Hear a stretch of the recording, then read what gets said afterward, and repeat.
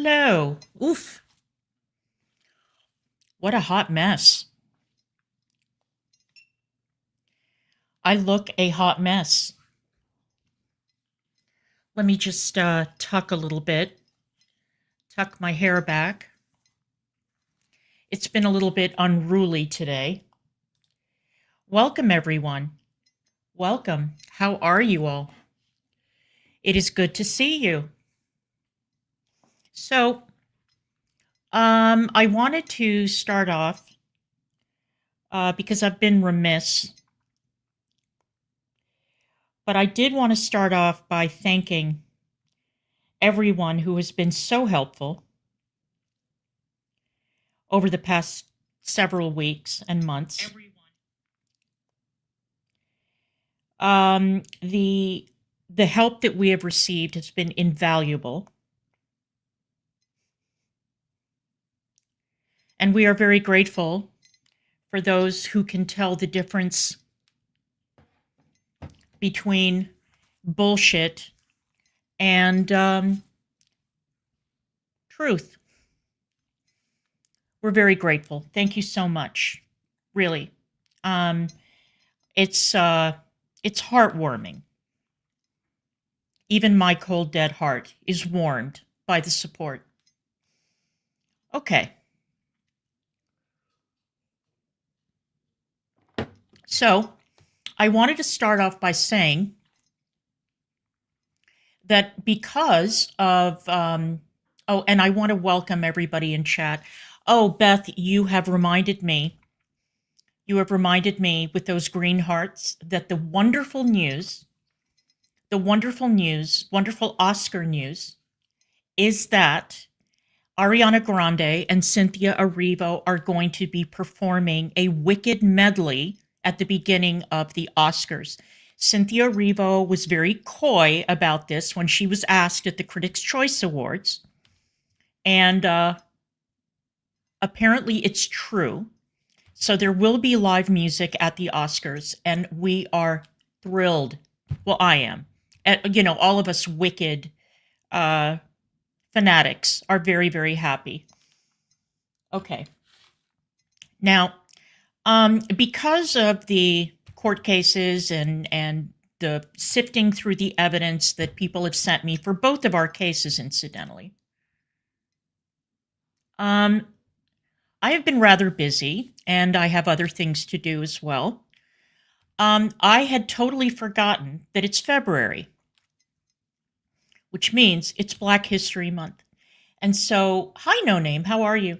And so, in aid of Black History Month, I have posted a reading list in the description box of some of my favorite Black authors, male, female, conservative, liberal, or radical, from Africa, from the UK, from the United States.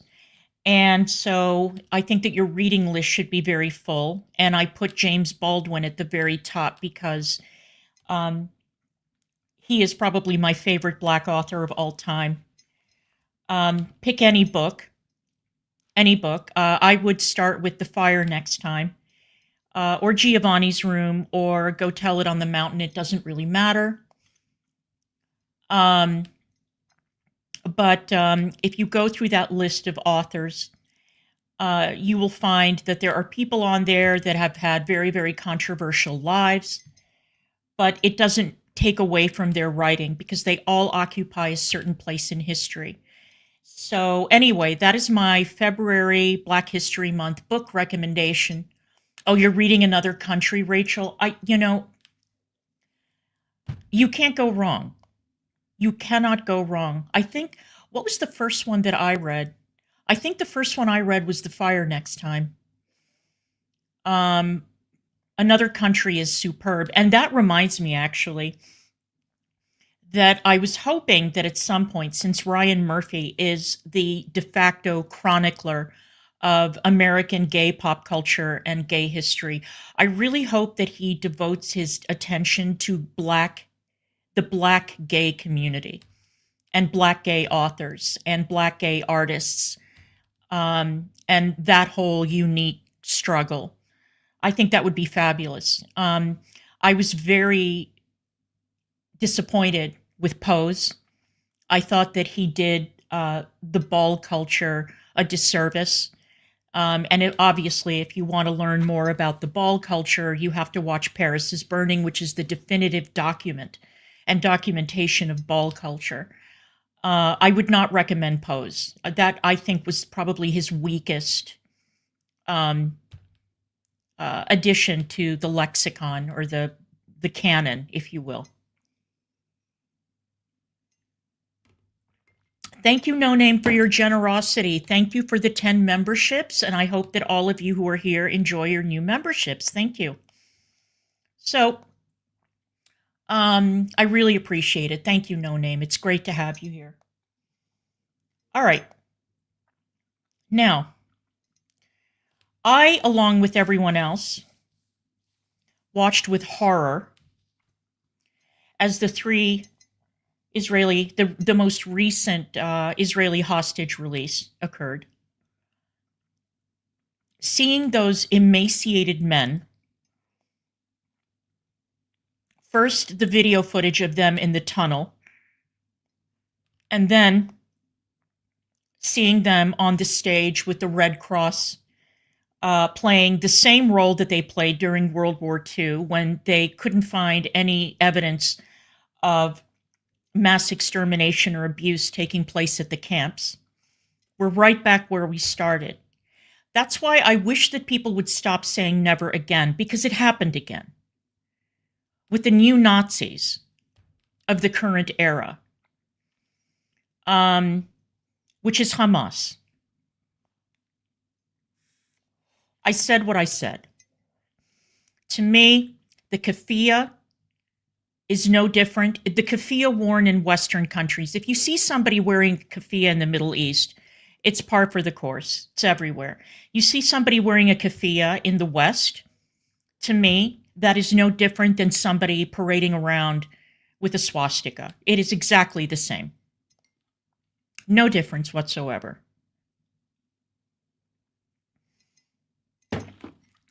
And these Antifa people and the people that they recruit on college campuses, Students for Justice in Palestine.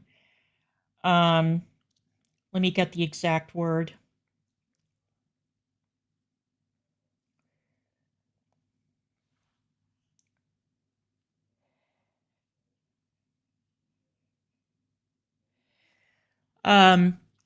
They are the modern day equivalent of the Hitlerjugend, Bund Deutsche Arbeiterjugend. Look it up. Oh. You know, I was just thinking, it was before the hostage release, I was thinking about how much accountability should the students take, the ones who have been participating in these encampments. And I was always kind of a soft head and soft heart about it. And I would say, well, I believed in some pretty stupid shit when I was in college. And a lot of them are ignorant because they get their history lessons and their news from TikTok. I have decided that I am done. Hello, Trauma. How are you? I've decided that I'm done giving people credit. I'm done giving people a pass. I am finished with assuming that people are coming from a good place. I am now going to go forward with the assumption that people are coming from a bad place, that they know full well what they're doing, that they know full well what kind of abuses they are heaping on Jewish students, and they don't care. They think that the Jewish students deserve it. So I am done saying, oh, well, it's the folly of youth. No, I don't take that position anymore.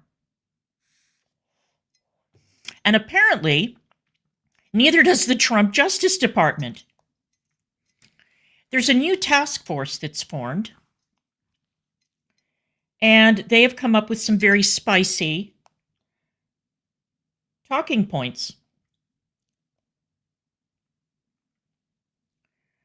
Among them,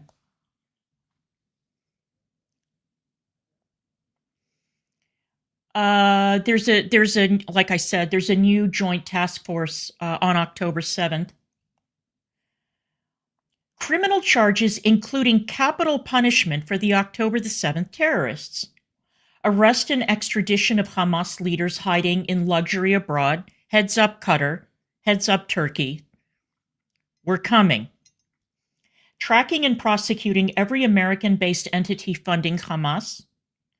Jail time for Hamas networks in the U.S., on U.S. soil, especially on college campuses. Here, fucking here.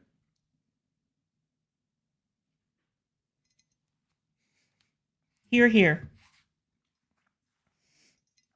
It's about goddamn time. Expulsion, deportation, jail time. Yeah. Actions have consequences, so there you go.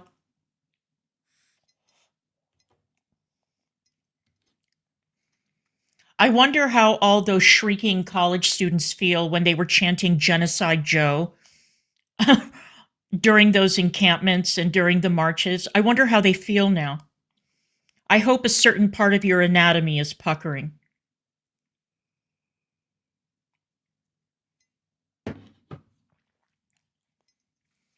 It makes me happy to see. And I guess that I should be heartbroken that certain people in Frenchie's community think that I am a racist because I don't support rapists, kidnappers, and murderers. Okay, fine. You want to call me a rapist because I don't support atrocities and human rights abuses? No problem. You want to call me a racist because I think that those girls in the UK who were trafficked and raped by Pakistani grooming gangs need to get justice? I'll take it. Go ahead. Do it. I did notice that the grooming gang story is no longer being covered by the British press, of course, because the press have the attention span of a flea. And I guess that now they're covering other ridiculous shit that's going on in the UK. They've kind of taken their eye off the ball, and I hope that the victims' families keep up the pressure. I will never stand with rapists, kidnappers, and murderers. Never. I will never stand with people who kidnap babies. I will never stand with predators, child abusers. If that makes me a racist, well, okay. That's a new definition.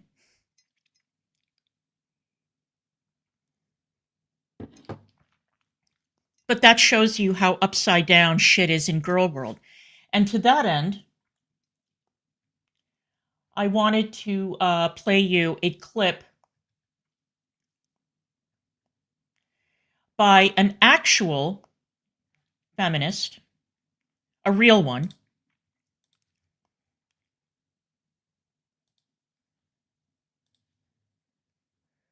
Let me bring this up. Golan May. She is a member of the Israeli Knesset, and she decided to tell the feminists about themselves and the UN Commission on Women. Oh, and incidentally, it wasn't just that those three men bore a striking resemblance to the individuals who were liberated from the camps.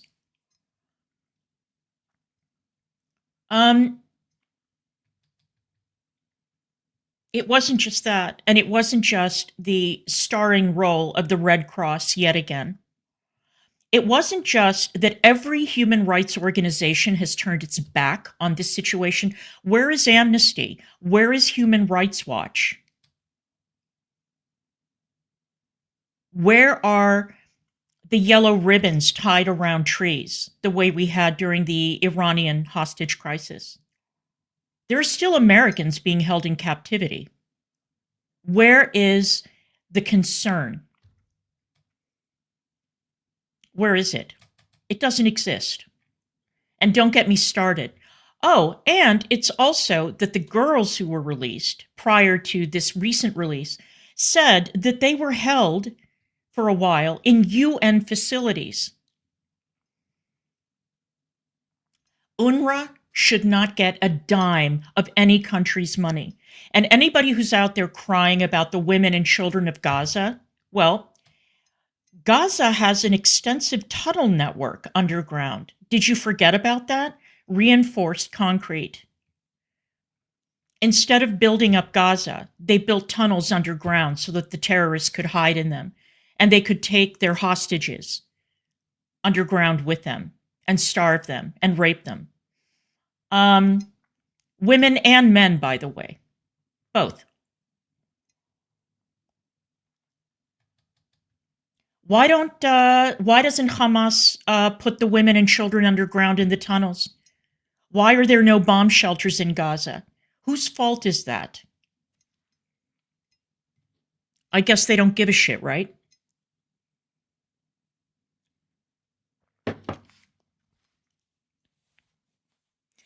And I have to say that the sight of those emaciated men who could barely walk yesterday, and the spectacle of one of them standing up there giving a prepared statement where he was encouraged to say how much he was looking forward to seeing his wife and children in Israel when Hamas knew goddamn well that his wife and his children were all dead. They had been killed on October 7th. Any lasting breakages that I had spiritually that were sort of beginning to mend a little bit since October 7th have been reopened, rebroken, everything. And now my position is even more hardline than it was. There are certain things that it's a crime against humanity. Where is the International Criminal Court?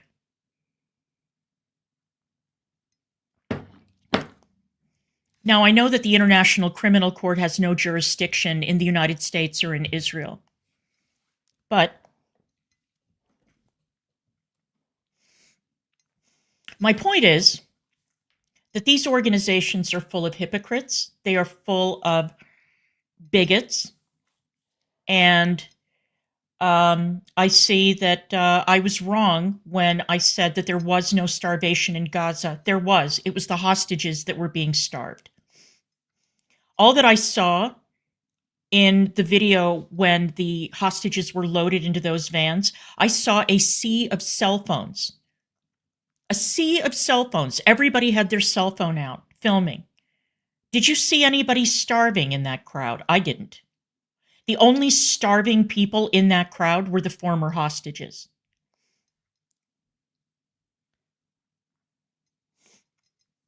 The gaslighting has been off the chain. So I'm going to bring this incredible lady up. Let's hear what she had to say. I find you guilty. I'm not disappointed in you. I'm disgusted. I despise you. You are all liars. You are all actresses. You are anti-Semites who don't care about women's rights or any human rights for that matter. You embrace the 5 men who, armed with knives and hammer, dragged a naked Israeli woman on the ground, gathered around her as she screamed for her life, raped her, and finally slaughtered her. The first rule of feminism: when a woman tells you she's been brutally raped and her legs have been cut off, your first response should be, "I'm so terribly sorry. How can I help?" Not demanding forensic evidence. When she tells you she was forced to shower at the gunpoint in captivity with a terrorist touching and kissing her, you should offer her huge help of any kind. You all of you saw the mutilated, burned, limbless bodies of Israeli women.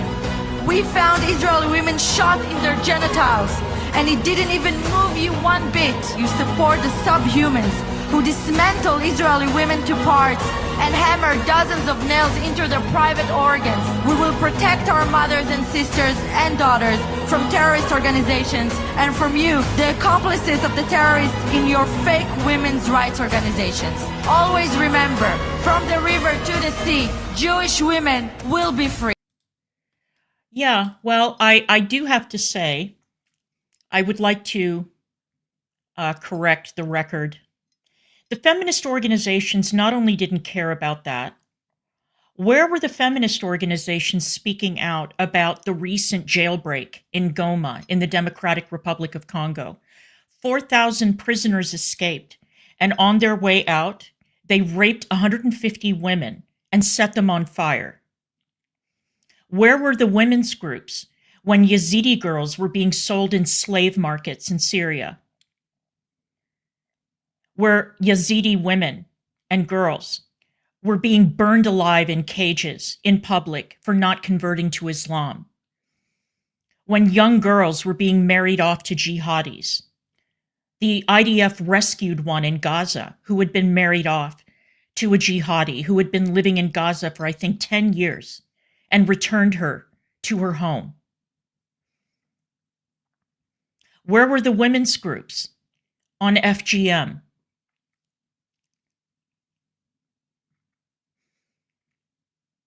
Where are the women's groups crying out to protect women in places like Uganda, where they are locked up in huts because they've been accused of witchcraft or burying children alive who they say are possessed by devils, by witchcraft, by whatever?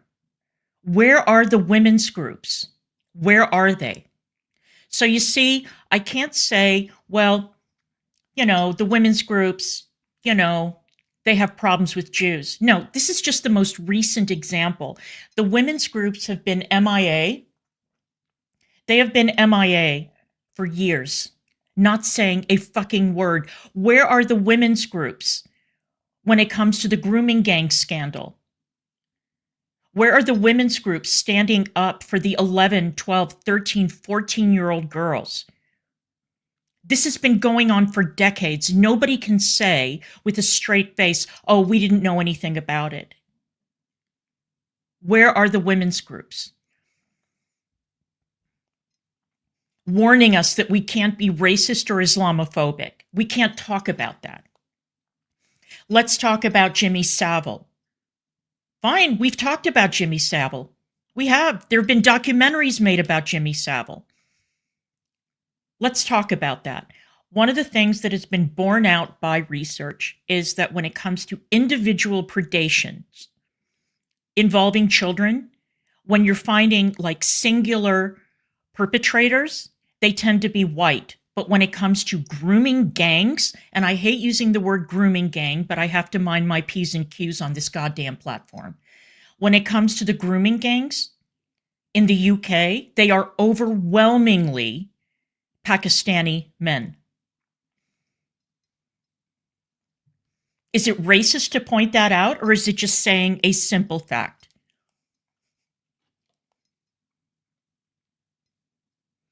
Where are the women's groups? I'll tell you where the women's groups are. The women's groups are protecting the right of cisgender, or I should say straight men, AGPs, and men trying to get onto sports teams. They're protecting their rights. They allowed Roe v. Wade to go down the fucking toilet on their watch, and they were too busy protecting the rights of men. They've turned into a men's rights movement, protecting the feelings of criminals, rapists, and men who want to cheat at sports.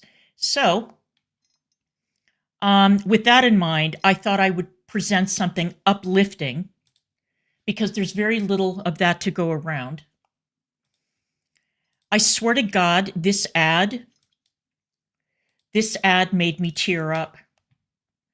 And thank God for J.K. Rowling and her fuck you money that she shared this. I might have missed it if she hadn't shared it, or maybe not. But let's take a look at this.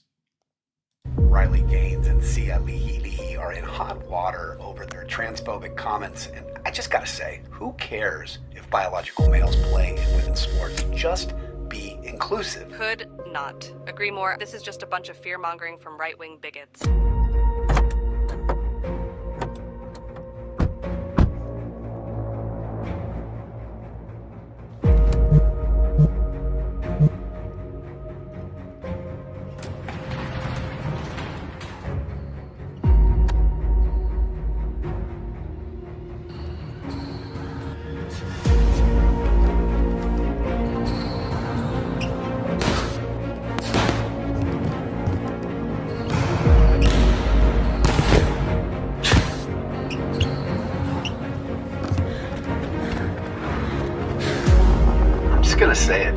it. She's been a massive distraction from her team with her hate-filled rhetoric. Sia is not inclusive.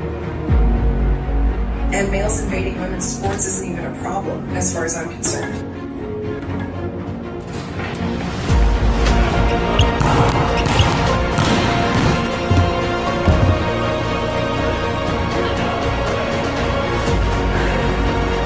These female athletes just need to work harder. And not blame others for their lack of success. Transphobe. As the captain, Sia is very much responsible for these boycotts, which have cost her team a playoff bid. Guess we'll see how Sia handles all that pressure tonight.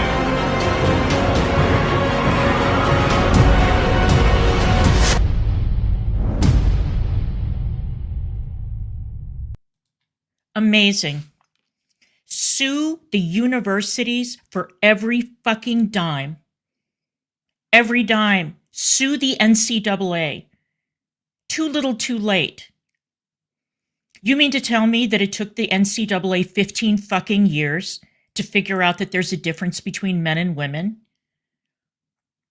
You know, when those girls on the Penn swim team complained to their coach about having to change in a locker room with an intact man named Leah Thomas, they were basically told to shut up. They were told that they needed counseling, and they were told that they needed to get re-educated, basically, at the LGBTIQIA LMNOP Zer Zim Zippity Doodah Center. And I only put it that disrespectfully because when there was like a lesbian, gay, bisexual center, that was at least normal, you know. But you added all these letters onto the end of it. You did this forced teaming. You allowed those crazies to take over the gay rights movement and piggyback off of all the work that was done by gay men and women and bisexuals for decades. And you allowed them to destroy the goodwill that had been built up for so many years.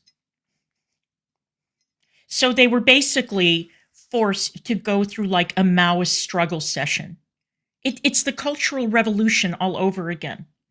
Sue those universities for every dime. Do it, girls. Do it. And let the NCAA get on the witness stand and explain how it is that they didn't understand the difference between a man and a woman, which was settled for years. And I do want to say, I want to thank the Taiwanese and the Algerian boxers for beating up those women at the Olympics, because that was the moment that a lot of people's eyes opened. And they said, this has gone too fucking far.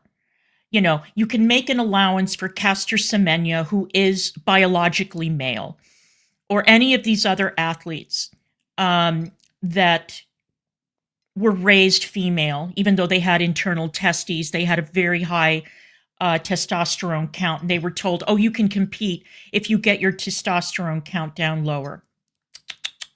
No.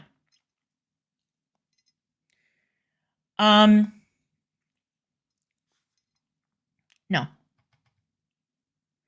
Now, do I care that it was Donald Trump who opened this Pandora's box, who opened this hornet's nest and did something about it? I don't give a shit who did it. I don't care.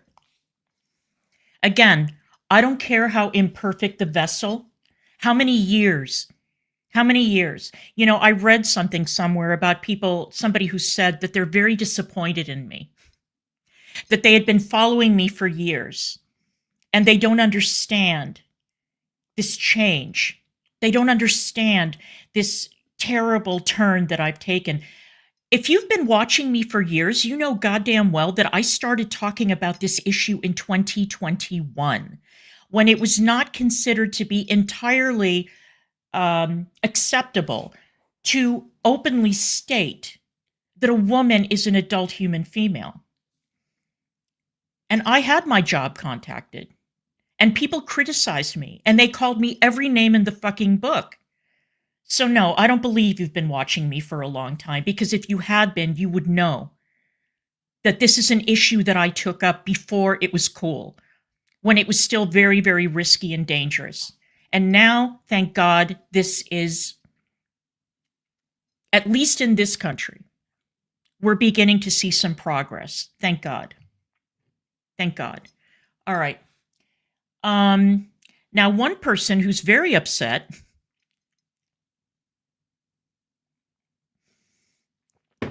Remember Tim Walz?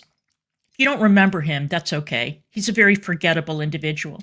The governor of Minnesota, who Kamala Harris, in a moment of absolute insanity, decided to pick as her running mate for no understandable or discernible reason. Okay. And now we've got a Tim Walz understudy running the DNC. What could possibly go wrong? Okay. All right, let's hear what this girl had to say. I mean, if you want to hear somebody living in cloud cuckoo land, this one is as bad as her father. Let's go. Signing an executive order that pertains to 1% of the population is not protecting women. It's setting a dangerous precedent, and it is dangerous for the trans community, women, minorities, anyone who is not a straight white man. You do realize, whatever the fuck your name is, Tim Walz's daughter, that the vast majority of the individuals that you are protecting and standing up for, the AGPs and the others, are straight white men in wigs and makeup and dresses. They are straight white men. I guess she didn't get the memo.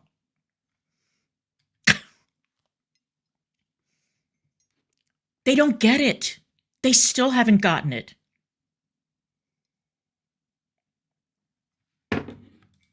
Talking about human beings, and the president of the United States is targeting them just because he thinks it gains him political points or whatever. Because this thing that he's so worried about it's not real. Oh, it's not real. Guess who does think it's real? It's not just women now. An overwhelming majority of people in the United States from both parties, overwhelming majorities, agree that this is an issue. And it's not just because of that Charlemagne the God ad, okay? And it's not just because it's a vast right-wing conspiracy, and it's not just an invented culture war issue. This is a real issue. Now, I understand that if you're not an athlete, I wasn't an athlete in college, this wouldn't have affected me one way or the other. And I haven't been in college in many, many, many, many years. But this affects safety. This affects scholarships. This affects opportunities. This affects privacy for women and girls of all ages. But yeah, it's not a big deal. Only half the population is being put at risk or facing an issue, because it's not just sports. And we're going to get to that in a minute, but let's continue. Doesn't affect the people that he's trying to protect. It hurts them. Like, seriously, I think a lot of us need to open up a history book, because what this is, what's going on right now, is textbook. It's textbook. And truly, it's boring, and it's loser behavior. I have never felt unsafe around a trans person. I have felt unsafe around men. So maybe trans women are men. Isn't it nice to be able to say that now? Trans women are biological men. Where's my bullhorn?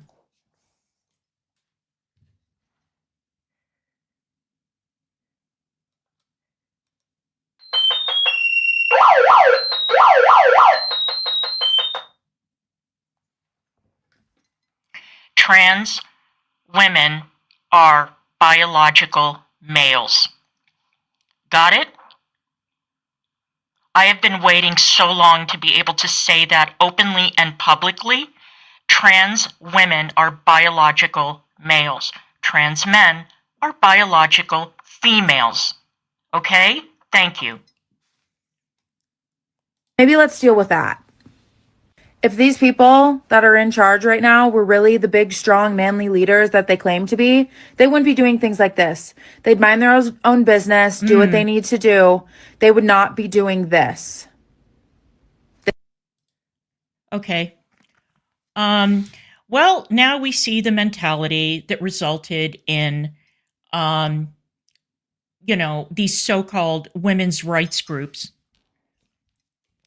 completely betraying their sisters. Completely.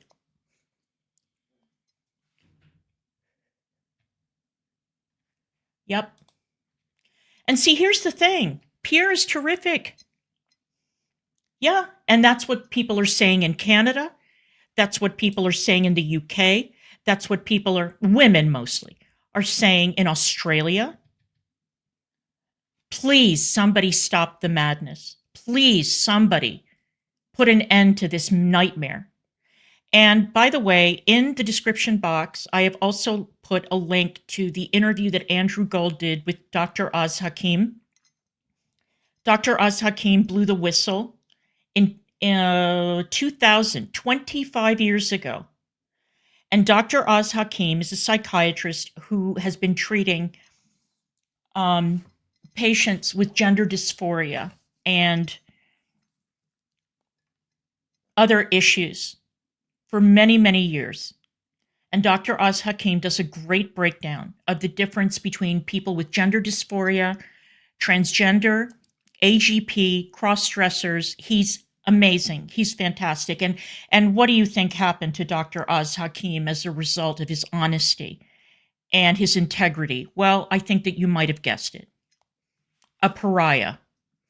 So anyway, really watch that interview because it's very, very, very informative. All right, now Blaire White had something to say. And I thought that of all the videos that were made, there's some that we can pull up to laugh at, but they're a waste of time. This one was really good, and I thought that she hit the nail on the head. So let's give her a listen. Is this the part where I say, I told you so? It started with weird pronouns being born in gender studies classes that no one took seriously until laws popped up compelling people's speech. Suddenly we had bathroom bills as if society or even transsexuals ever had issues navigating basic human functions. What was once 1 or 2 underage transition stories in tiny liberal European countries became friend groups of teenage girls in every American city transitioning together. And then everyone had to look at men beating women's asses in sports, children undergoing chemical castration and sex change surgeries, men in women's prisons, nudity at the White House, senators who can't define what a woman is. Who would have ever thought that all that wouldn't work out? That wasn't a senator, by the way. That was a Supreme Court nominee. Not a senator, but just correcting her. Is this the part where I say, I told you so? Because I'm feeling like it's the part where I say, I told you so. And I am not going to hold your hand when I say this, because protecting people's feelings is actually how we got here. And by here, I mean specifically, I think it's safe to say that we are officially at the point where the trans acceptance tipping point has in fact been tipped. I think it's pretty apparent to anybody who knows how to check the cultural temperature in any meaningful way, which is actually not a very sharp ability of the trans community.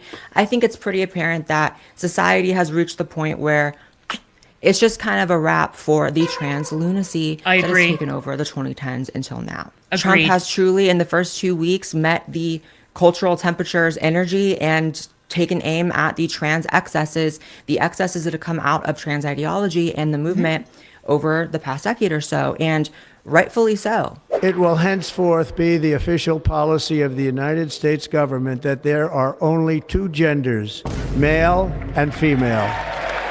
But even more relevant than the legal backlash is definitely the cultural backlash that's occurring right now that I have been screaming about from the rooftops and warning about for the past decade, that if the trans community and the LGBT community in general didn't shape up and act right, was going to happen. And now the day has come. And now some of y'all want to be mad at me, as if I wasn't trying to avoid that the entire time. Because see, I'm actually at the place where a lot of people in society are, which is the understanding that backlash against the community right now, of course, never anything violent or unconstitutional, but the cultural attitudes toward the community right now is 100% deserved. It's been a long road to get here. Who would have ever thought that all that wouldn't work out?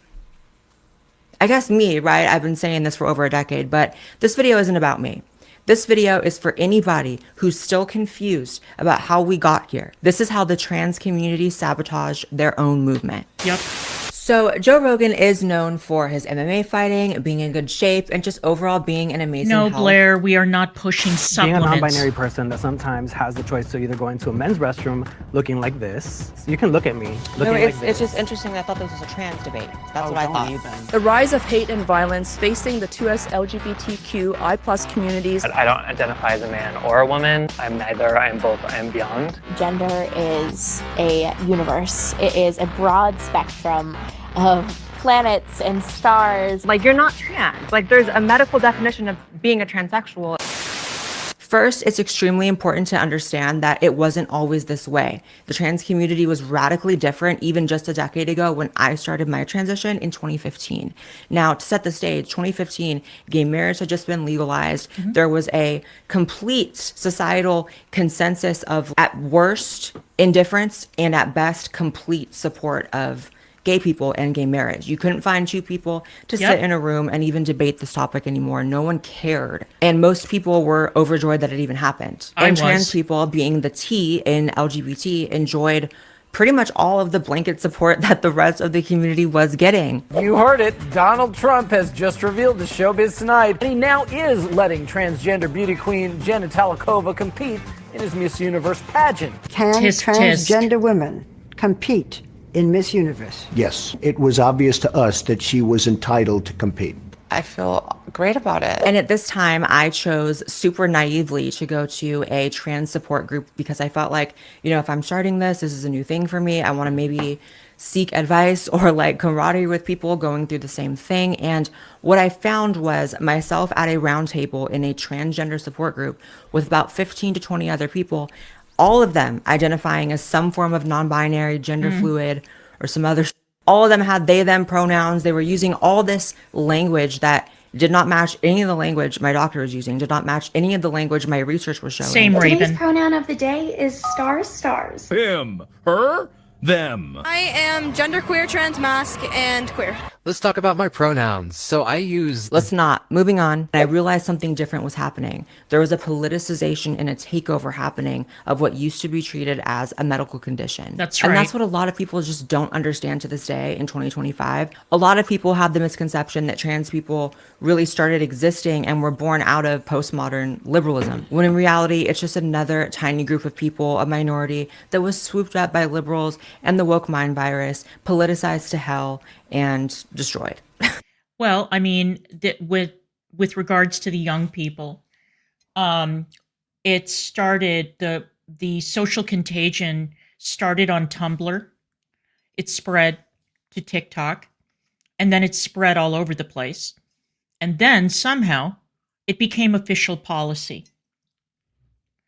And some of us have been watching this nightmare unfold. And I do say nightmare very, very deliberately, because whenever you're talking about young people being indoctrinated in any belief, a belief that is now taken on all the hallmarks of a new religion, where you're not allowed to question anything, where everything is dogma, and where people are supposed to nod along and say, yes, I agree with halting somebody's development during puberty. Yes, I agree with carving up the bodies of young gay and autistic kids. And by the way, I have yet to hear anyone who is critical of what is going on now with the executive orders and so on. I have yet to hear anyone offer up a single rational, reasonable explanation for why it is appropriate for young gay and autistic children's bodies to be used in this way. Why is it appropriate? And don't come at me with those horseshit suicide studies that are completely flawed and inaccurate. Why is that okay? What is the rush? Why are we halting puberty? Why are we treating puberty like an illness that needs to be medicated? not understanding that you halt development at a certain age, and it will have ramifications for the rest of your life unless they take you off those blockers within a very short period of time. It's a very small window. Why?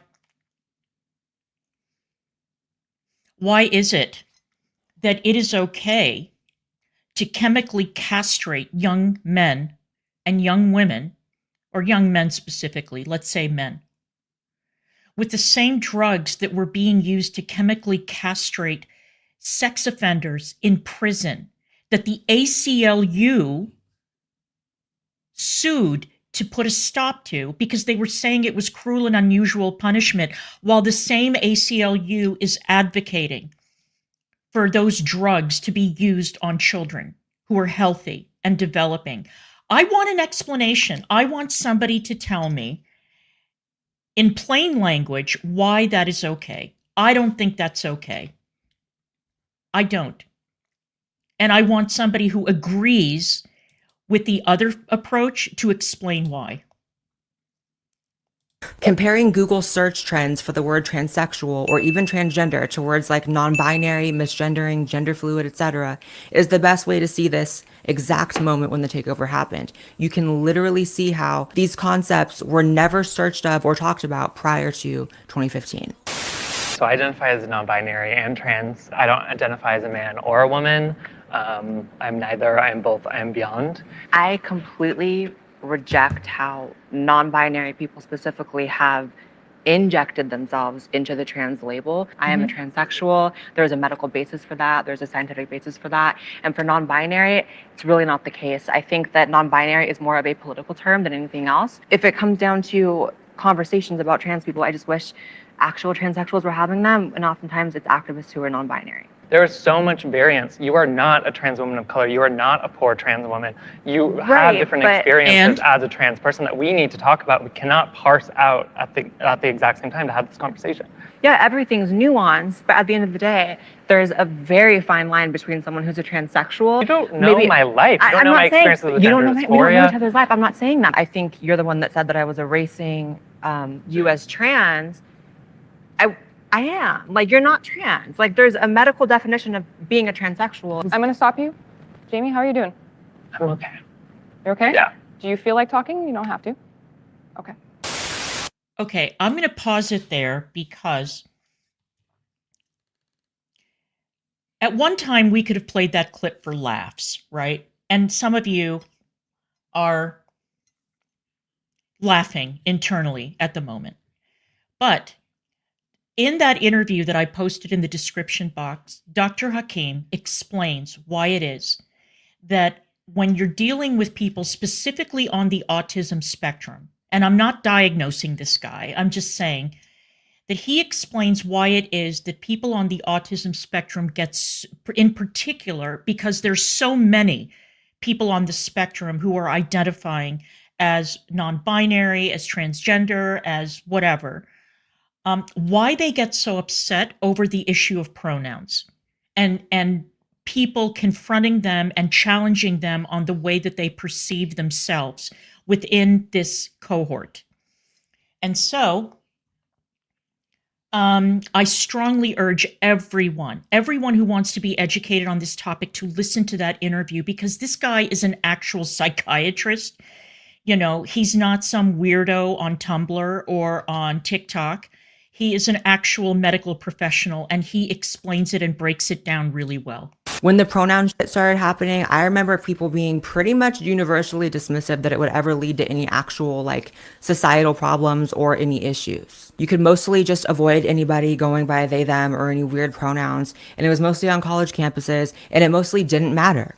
Until, of course, Bill C-16 in Canada came out, right. And suddenly there was an attempt to legislate people's speech. Bill C-16, which, by the way, the Senate just passed, right? Half the conservatives voted for it, despite the fact that the Justice Minister was presented with an amendment that clearly indicated that Bill C-16 would not infringe upon free speech and refused to consider the amendment. This is when I like Jordan Peterson, by the way. The lead up to the Bill C-16 debate and his testimony Those were the good old days. So that's where we are. There's compelled speech. And pretty soon, the mainstream cultural expectation was that everyone had to respect everyone's pronouns, no matter how stupid they were, no matter how nonsensical they were at all times. And it was basically treated like you were saying the N-word or some shit if you did not. Right. Which is insane. My pronouns aren't preferred. They are mandatory.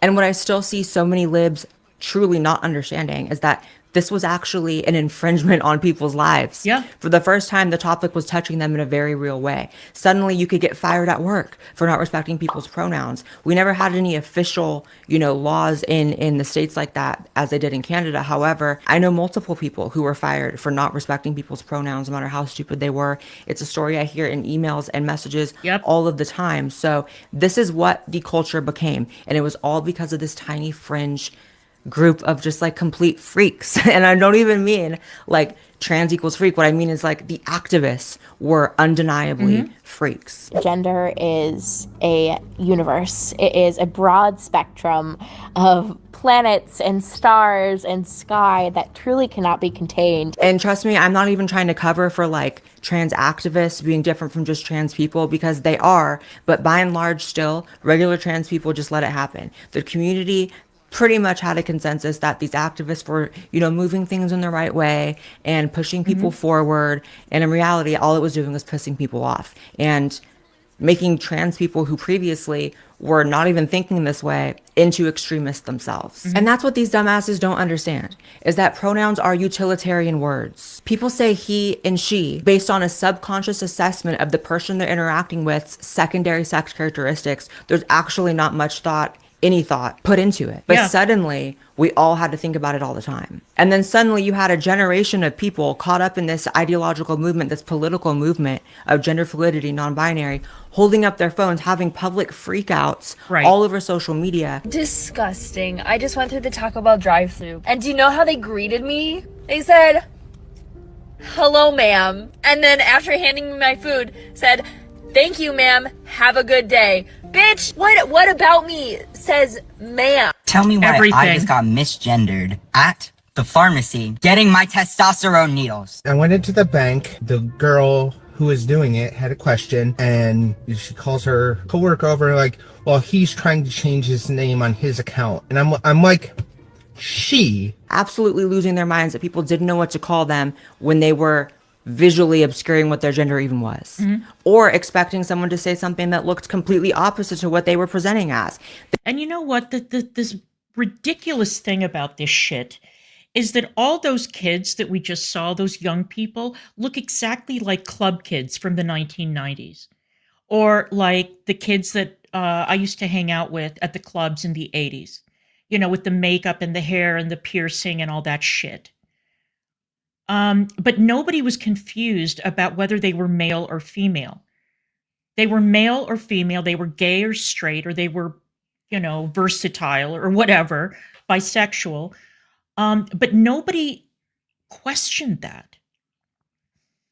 And please don't tell me that this trans thing and the way that it's spread is not a social contagion. Of course it is. Of course it is. It has all the hallmarks. All the hallmarks. And I shudder to think how much worse Satanic Panic would have been if there had been social media back in the 80s and 90s. What a nightmare. The GameStop trans person is a very good example of that. Excuse me, it's ma'am. There he is. It is ma'am. Motherfucker, take it outside. If you want to call me sir again, I will show you a fucking sir. I apologize. Motherfucker. I apologize now. I think that this guy has a Kiwi Farms thread. I read through it. I can't remember this guy's name. You just look up It's Ma'am. You'll probably find it. But the guy's a meth head. He's out of his fucking mind. And remember that we were being told that we had to forget what all the edgy boys were saying, and we had to respect this guy's pronouns, this man, Mr. It's Ma'am. No, sir, I will not. Fuck you. People are tired of playing the game. I've been tired of playing the game. I never played the game. But people have a limit. You can only push people so far and treat people like they are these pariahs, these unemployable, like scum of the earth because they accidentally misgendered their fat blue-haired coworker who goes by Zora. Hi, kids. Hey, kids.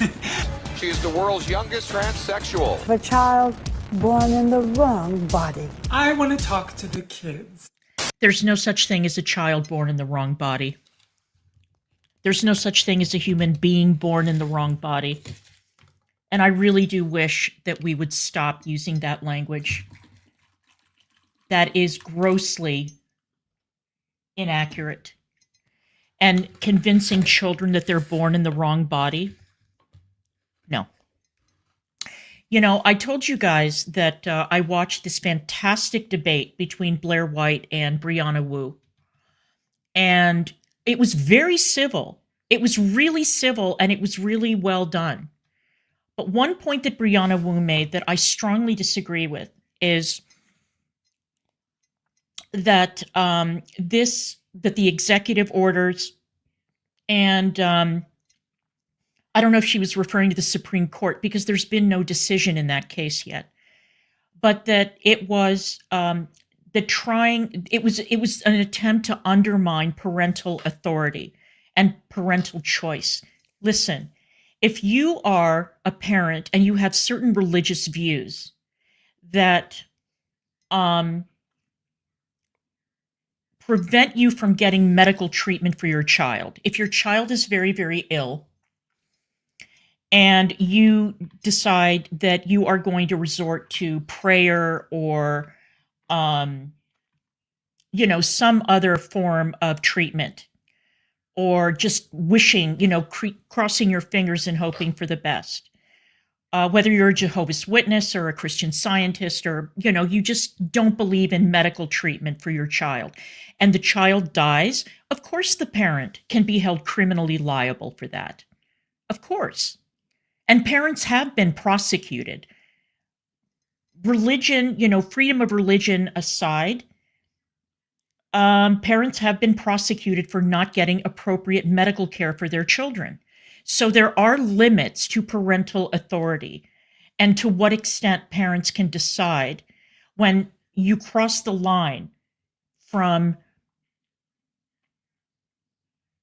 religious belief, when religious beliefs cause harm to a child or death to a child. No, parents aren't free to abuse their children.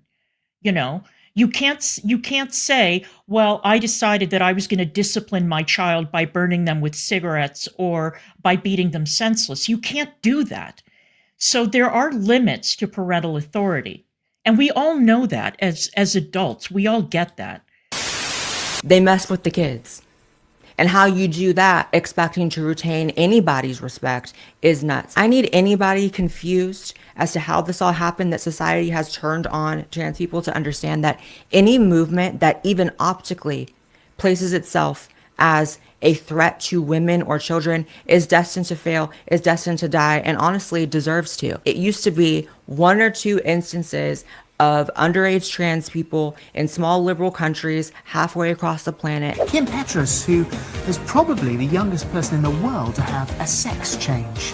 But how easy was it to make that life-changing decision at such a young age? And then all of a sudden, you had sex changes for minors in all 50 states. And I cannot stress enough that this is not how the issue was handled, even at the start of my transition as early as 2015. It was simply not a thing. I feel like most people now completely conflate the concept of trans and transition with kids. That's how much kids has become synonymous with the trans topic. I think there's people that don't even really think about adults transitioning because they don't have an issue with what adults do with their bodies.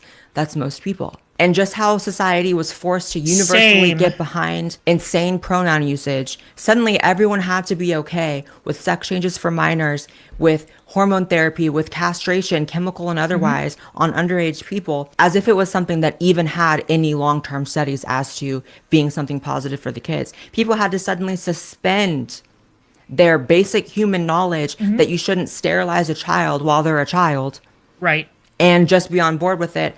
Otherwise, you were treated as the same kind of pariah that would be pro-segregation in the South in the 60s. It's just the hysterics that made everybody who had any issues or even questions on this topic out to be the most bigoted people on the planet. And again, people just got sick of it. And it wasn't even just enough that everyone had this new cultural pressure to be okay with something that is so obviously wrong, that again, I've been ringing the alarm about since the very start of my channel. Suddenly there was all this propaganda around it. Suddenly you were seeing trans cartoons, trans kids characters.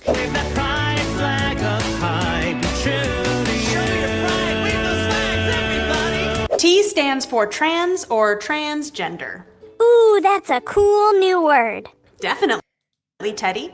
Do you remember that? Do you remember queer kids stuff? I remember that when I first discovered Riley J. Dennis. And when I first started watching Magdalene Burns, the woman who changed my life, literally, like the one YouTube channel I can cite where watching that content completely shifted my worldview in a fundamental way. You know, the other day I discovered that the youngest patient that was referred to Tavistock in the UK was 4 years old. 4 years old. In what other area of family life do we allow children that age to make a life-altering decision and have the parents going on, where is that comment? Hang on. Yeah, you reminded me. You reminded me of something. When the Elian Gonzalez thing was going on, which was basically a custody battle between Elian's father and his great uncle in Miami. And the great uncle and his family were desperately trying to hang on to Elian Gonzalez. And the argument was, well, if he goes back to Cuba, he's going to have a terrible life. It turns out that Elian did really well. He got an engineering degree. I think that now he's a member of the Cuban parliament. I mean, granted, yeah, he was held up as like a propaganda figure by the Cuban government, but so what? I mean, he hardly had a terrible life when he went back. But this whole notion that you could take custody away from a parent because they were making political choices that you didn't agree with was very, very daunting, you know. And I had a friend at the time. He still is a friend, but at the time he had a son who was the same age as Elian. And the argument in the Miami Cuban community was, well, you know, why don't we let Elian decide who he wants to live with? Meanwhile, the great uncle and his family had bought Elian a puppy and they had taken him to Disney World and all that. Elian Gonzalez was 6 years old when this was going on. And my friend said to me, if I asked my 6-year-old what he wants to have for dinner, he would say the same thing. I want ice cream and cake and candy every day, breakfast, lunch, and dinner. You can't let a 6-year-old make that kind of a decision, a life-altering decision that will affect the rest of their life. It doesn't work like that. And now, fast forward 20-something years, all this started in the 2010s and the Elian thing. So you fast forward a decade where we all agreed, no, a 6-year-old cannot make a decision like that on their own. And then starting in the 2010s and then the 2015s or so, now we're talking about children transitioning. It is daylight madness. It is crazy. Papas are non-binary. They love each other so proudly. Trans members of this family all love each other so proudly. An entire attempt at normalizing this, not among just adults, but children. Again, something completely new. Even as waves of detransitioners were going on the internet, telling their stories about how they felt like their lives were ruined or their bodies were destroyed from these procedures as minors, it didn't matter how many people came forward talking about that. There was a complete suppression of that. There was a complete suppression of anybody who wanted to amplify those stories. And then it got to the point where it wasn't just the kids on the operating table that were being messed with. It was every kid in every public school in every state. Queer theory, gender ideology was suddenly being taught in all of these schools. As a queer teacher, but also for my students, many of whom are queer or LGBT, identified as LGBT. I teach high school, and most days of the week I come to school in stilettos. And the reason why is so I can create an explicitly queer space for all of my students. Remember the good old days?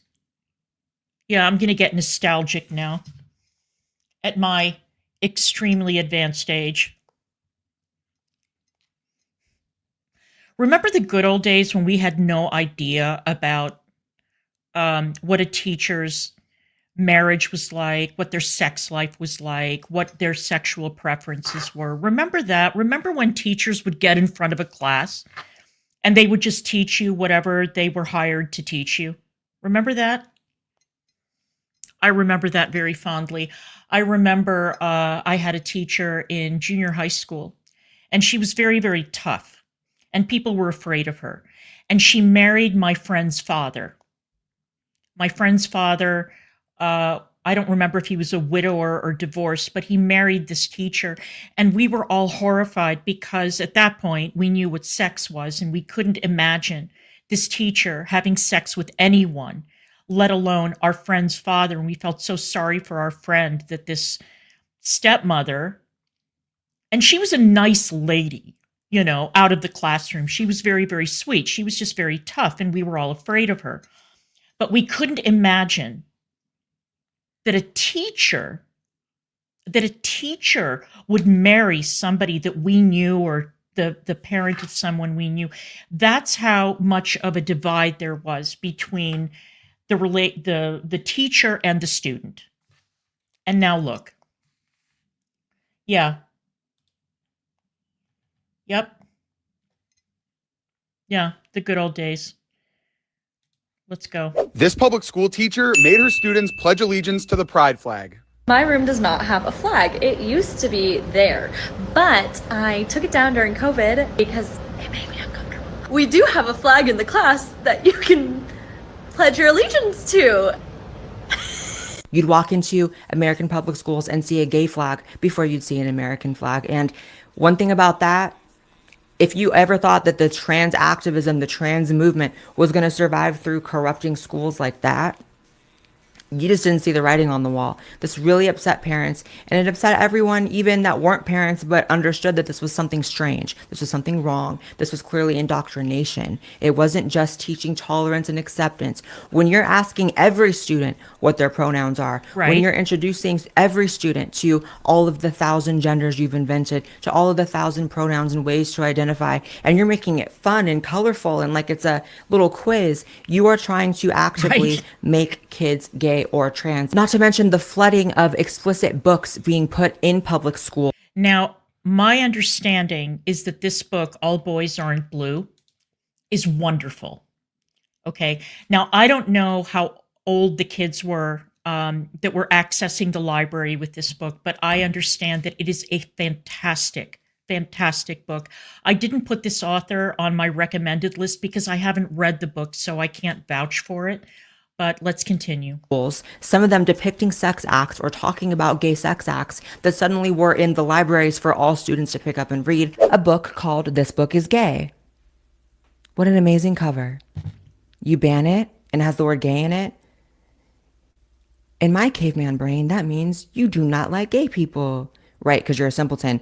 The reality is the book has a glossary that teaches kids about kinks, such as on someone, eating fecal matter.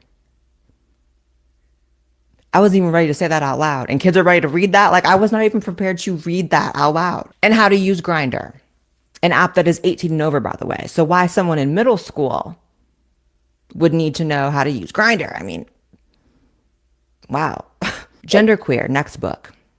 Another popular one that's being banned across the country. Literally shows artwork of gay oral, as well as full intercourse, how to wear binders. I like how full intercourse is like the most tame thing that I've read so far out of all the things. It's like, wow. Adult toys. Keyword adults. You got a book in kids' libraries talking about adult toys. The next book, Let's Talk About It, is the name. Artwork of full gay male intercourse, and then sometimes even being actively taught by the teachers in the school. And then, as with all these other topics, it was completely denied by leftists. Everyone said it wasn't happening. Ron DeSantis was the first one to try to stamp it out and actually try to... Why is Dune? You see, this is my point, okay? This is a problem. This is a problem. The conservatives created a rod for their own backs because they spent decades trying to ban To Kill a Mockingbird and Huckleberry Finn and Mark Twain and George Orwell and all these great books. What is wrong with Margaret Atwood being taught in school? The Handmaid's Tale. What is wrong with Dune, for fuck's sake, by Frank Herbert?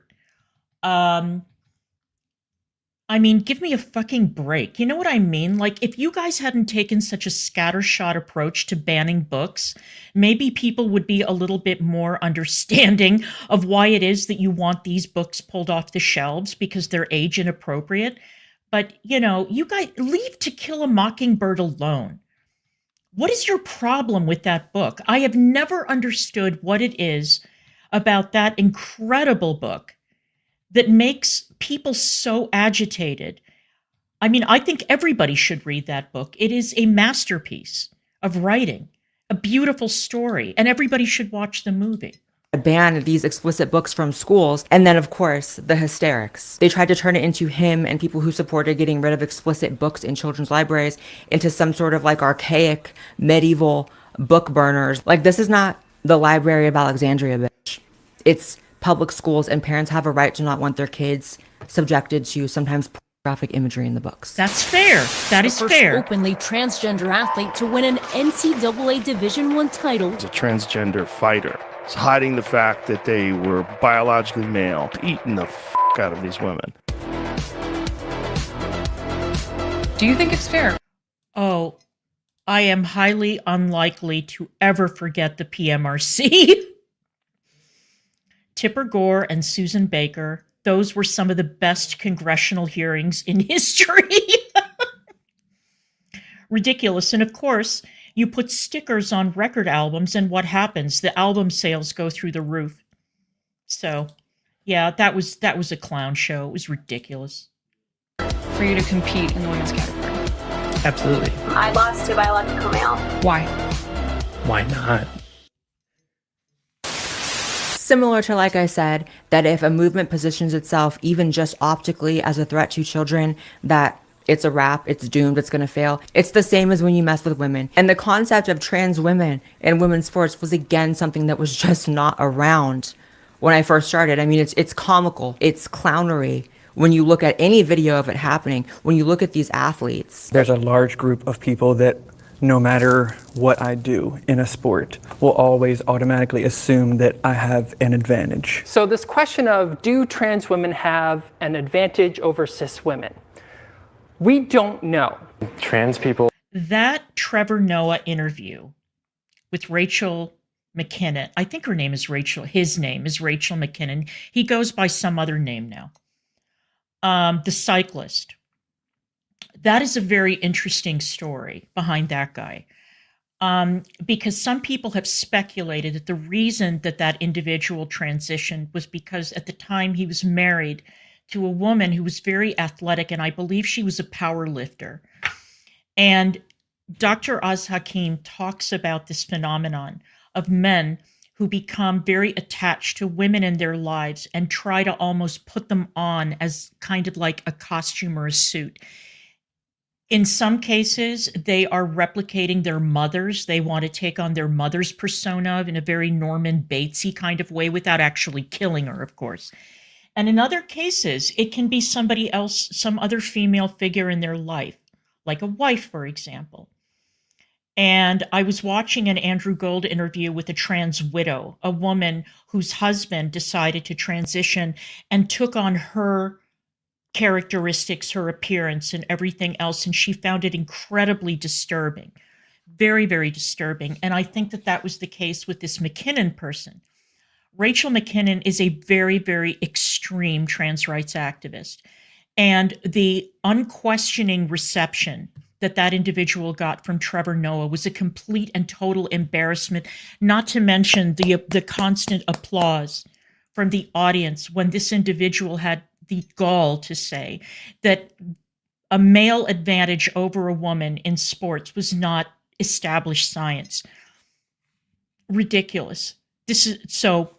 Let's just say that I'm glad that we've gotten to this point. People don't transition for athletics. We transition to be happy and authentic and our true selves. Transitioning to get an advantage is not something that ever factors into our decisions. This was probably the easiest thing to debunk as being fair or normal or something that people should accept, right? Just the basic biological differences between males and females. You can just run the list, the long list of reasons, and yet you were forced to accept this. You were forced to accept this all the way from middle schools and high schools that suddenly had trans kids on just the local sports team to universities to actual professional sports. And when I think of the topic of trans women and women's sports and how that really turned society off, go figure, it's hard not to think of Fallon Fox, who literally cracked a woman's skull. Those end reversals by both fighters. These girls are getting right into it. Fox to the knees, and that's it. Fallon Fox. Another, of course, honorary mention is Leah Thomas, which is definitely going to go. Y'all want to act like Blaire White is the reason why anything bad is happening to trans people. Take that up with Leah Thomas's big ass, please. Please. If you have more words for Blaire White for voting in a way that you don't like, I'm going to need some words spared for Leah Thomas, who set back trans acceptance easily 10 years. 1 which was million the cherry on top of the fact that it was already sliding back. Something. And you know, that Fallon Fox debacle should have been the wake-up call. It should have been. And people like Joe Rogan were out there like, what the fuck is this? And nobody said anything. People said things, but nobody said, wait a minute, how appropriate is it that we've got Fallon Fox competing in a very rough, very violent contact sport against biological women? You know, you strip away the Roman Colosseum aspect of it, and it was incredibly dangerous. Incredibly. And people can say, well, you know, if you get into boxing or ultimate fighting or whatever, then you should expect to get injured. Right. By another woman, not by a man. Same thing with rugby. Same thing with these contact sports. Anything that involves strength and speed. Give me a break. That, again, ad nauseum, I was saying in every video and never taken seriously and crapped on by the entire community. Does it seem like I'm holding a grudge? Because I am. Just a bit, but I'm working on it. So at this point, you literally have this movement that has injected itself into nearly every facet of people's lives. It just good girl, Raina Red. I am not a member of the LGBT community. But I am very happy to hear you say that. And it is something that I've heard over and over again from mostly my older gay friends, but I'm seeing a lot of younger gay people also on Twitter and other social media platforms who are celebrating and saying, thank God we finally got the divorce that we've been asking for years. We're sick of this forced teaming. Our community has nothing to do with these other people. And we don't want our progress to get dragged down any more than it already has been. Keeps creeping into people's lives. Not to mention, suddenly people were talking about participation in sports as if it was some sort of human right. You've competed at some of the highest levels in sports. And, you know, as your hoodie says, sport is a human right. That is what you believe in. Talk me through. As if being on a sports team of your choosing is a right, is a human right, and to violate that is a violation of some sort of sacred, because that's really the problem, right? So were my human rights violated when I went down to the boathouse at Brown University and I told the coach that I was there to try out for the crew team, and he took one look at me and said, absolutely not, you're too small, but we can offer you the coxswain position if you're interested. And I said, absolutely not. I'm not going to get up at the crack of dawn every day to go down to a freezing river and sit in the front of a boat yelling stroke, stroke, stroke. And I know that there's more to being a coxswain on a crew team than that. But I said, no, I want to row. And he's like, no, you are too short. Your arms are too short. Your legs are too short. You are too small. But you're the perfect size to be the coxswain. So was that a violation of my human rights? I don't think so. They turned all these things I see nonstop people talking about now copying and pasting trans rights or human rights 17 times in a tweet as if screaming it incessantly like a schizophrenic makes it more believable and or true or wins anyone over, number one. But number two, I am a whopping 5 foot 2 inches tall, Rachel. Yes, I'm very wee. And I have short little legs and short little arms to go with my 5 foot 2 inch height. Yeah, I'm quite short. Too, as if the things they're talking about are even human rights, as if sterilizing children is a human right, as if dominating sports is a human right, as if going into a change room, whichever one you feel like, is a human right. Adam Graham was a predator who abused vulnerable women. This is the same person, a transition made after they were arrested. They were initially sent to Scotland's only all-female jail. 2 female inmates at a supposedly all-women's prison had just become pregnant. You wonder how that happened. I worked behind the scenes so that every transgender inmate in the prison would have access to surgery. And if you were wondering if there were any other corners of society that this ideology could try to reconstruct, change, and or infiltrate, you probably weren't surprised when it got down to prisons, when it got down to males in women's prisons, sometimes men that were convicted of serious crimes against women. In the UK, upwards of half of these men in women's prisons have been convicted of sexual assault or some similar violent crime against women, but usually with a sexual component. And this individual that you're looking at right here, this case, the Isla Bryson case, brought down a government. Nicola Sturgeon went hammer and tongs. And then Hamza Yusuf, the guy who took her place as First Minister of Scotland, really tripled and quadrupled down on this issue. And this was what caused people in Scotland to finally say, enough is enough.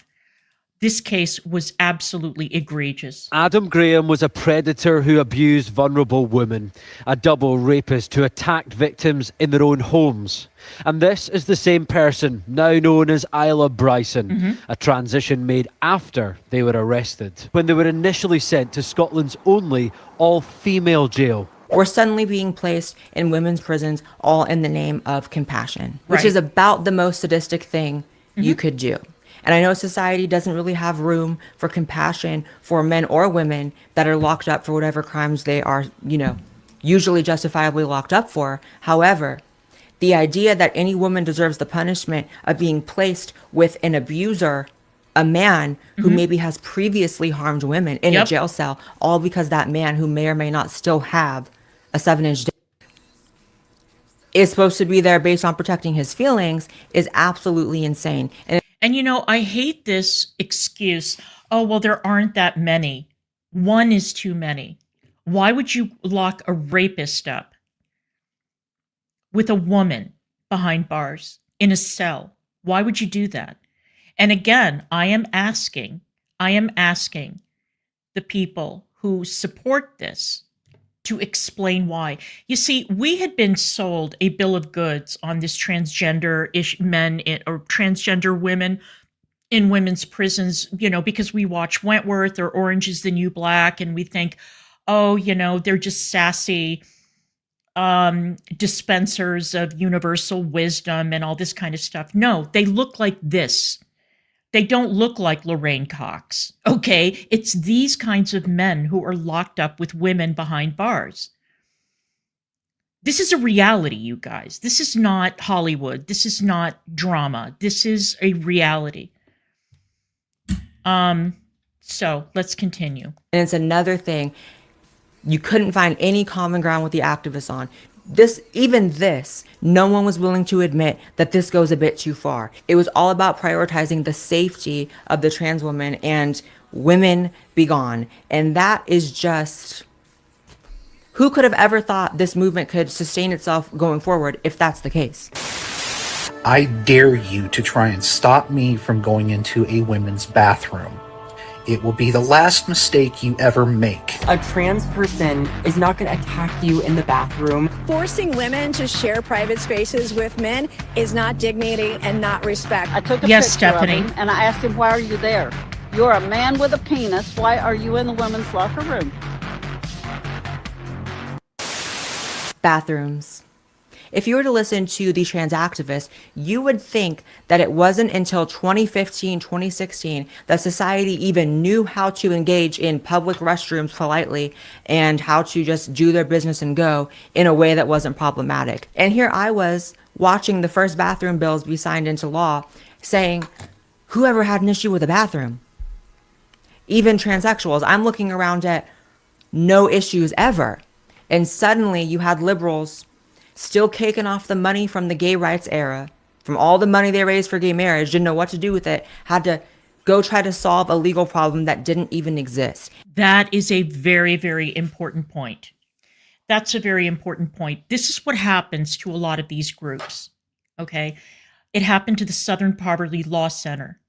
You get to a point where you have to justify your continued existence. And after gay marriage became the law of the land in the United States, you had these gay rights groups, and this one issue that they had been working towards for years and years and years, suddenly it was fixed. It was resolved. So what are you going to do? Now, my suggestion would have been, well, why don't you turn your eyes abroad? Why don't you take a look at your gay brothers and sisters in Pakistan, in Iran, in the Arab countries, in Muslim countries, across the continent of Africa? There is so much, Russia, there is so much work to be done. Chechnya, Central Asia, there's so much work to be done. And instead of taking a look at those issues and getting involved in those issues, they seized onto the transgender thing because they had to find a reason to continue existing and raising money. And that's exactly what happened. She is absolutely correct on this topic. Absolutely correct. And what does that do? It pisses people off. And of course, because the political takeover of trans, the woke mind virus that came in and dictated that trans can mean anything and you don't have to transition, you can just be a fully grown, very scary man, right? Suddenly you had issues like the infamous Planet Fitness debacle. This is a $400 million photo. That's how much Planet Fitness lost in just 4 days, and here's why. An elderly woman who was a customer of Planet Fitness went into the women's locker room, saw a little girl wrapped in a towel and appeared to be afraid. She then saw a man shaving his face in the sink. Planet Fitness actually sided with the man after he said that he identifies as a woman and didn't have to leave. And customers are upset. They're canceling their memberships, as they should. And as a trans woman myself, I just have to say, is the trans woman in the room with us right now? Because I'm not seeing trans where? That's an entire man. And in my opinion, the women's locker room is off limits for even trans women that transition. So the argument for this whole man to be there is what? I'm just thinking, imagine this was my mom having to deal with this. One of my little cousins. Imagine your sister, your aunt, your niece. Women's safety comes before your feelings. You will live with having a shower at home. This is clearly just a man taking advantage of inclusivity policies, and Planet Fitness is really taking an L for defending this. I mean, it's reprehensible. Get out of the women's locker room. Suddenly you had angry, mentally ill activists on TikTok, which is another big catalyst, by the way, for the backlash against trans people. Absolutely. All these trans activists and insane people being swooped up by this movement, putting their phones up and talking, really reveals how much insanity was going on. I dare you to try and stop me from going into a women's bathroom. It will be the last mistake you ever make. I dare you to try and stop a transgender woman in my presence from using the bathroom. It will be the last mistake you ever make. I had a neighbor confront me for using the women's restroom. I lived here for 4.5 years. Everyone should know that I'm a trans woman. And I'm like, is there a problem? She's like, yeah, you're using the women's restroom. You're a man. And I said, I'm a trans woman. She's like, no, you're a man. And honestly, I just lost it. I just lost it and just started screaming and swearing. I just couldn't handle it. Okay, and see, the thing is that if the trans rights activists had not pushed self-ID the way they did, and if we hadn't had to sit there and accept and nod along and say, sure, as long as you say that you're a woman, then you are one, which grants you access to female spaces, we would have no Nancy Mace. We wouldn't have that standoff on the Hill. We wouldn't have these issues.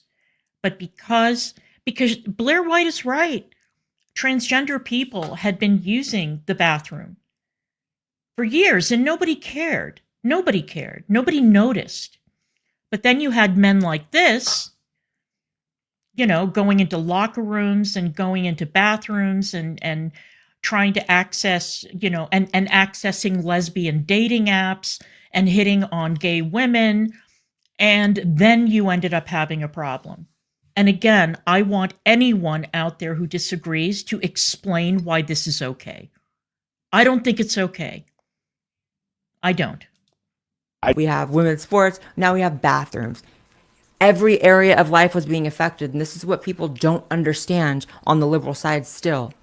That you cannot erode all of society for this tiny fraction of people that, first of all, never even asked for your help. Because I'm of the opinion, maybe it's a bit controversial, that things were actually much better for trans people when nobody knew what the fuck they were. Exactly. Where people didn't really know the topic and there was never really any issues. I'm not saying that people have to hide in the shadows or be hermits if they're trans, but clearly reaching for the fire alarm every day didn't do them any favors either. So where do we go from here?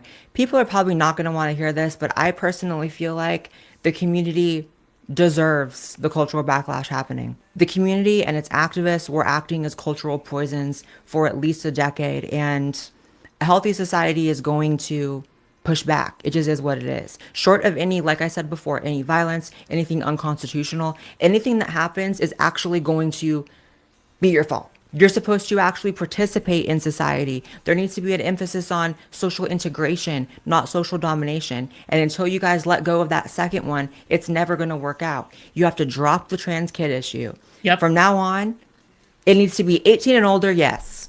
That's my personal opinion. I know a lot of people say it needs to be in their 20s or whatever. I personally feel like if you can die for your country at 18, you can do what you want as far as elective surgeries. But until the community stops fighting for kids to receive these treatments or stop letting the activists argue for this issue on their behalf, it's never going to be okay. No one's going backwards on that one. And y'all have a false paradigm that progress is just this thing that always goes forward and that the idea of trans kids is a progressive idea. It's in fact not. It's a regressive idea.